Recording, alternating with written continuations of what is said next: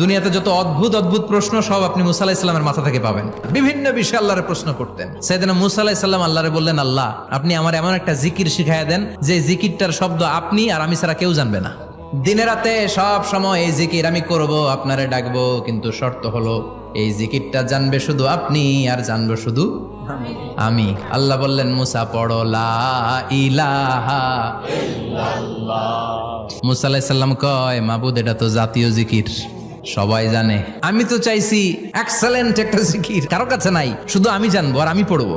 আল্লাহ বললেন, মুসা এই লা ইলাহাকে যদি এক পাল্লায় রেখে দাও, তাম বিশ্ব, 7 আকাশ 7 জমিনটারে তুলে যদি তুমি আরেক পাল্লায় রেখে দাও, লা রাজাহাত কাফাতু লা ইলাহা ইল্লাল্লাহ, মুহূর্তের মধ্যে লা ইলাহার পাল্লা ভারী হয়ে যাবে। ও মুসা, তুমি যতই এক্সক্লুসিভ জিকির চাও, লা ইলাহার চেয়ে দামি জিকির আমার কাছে নাই।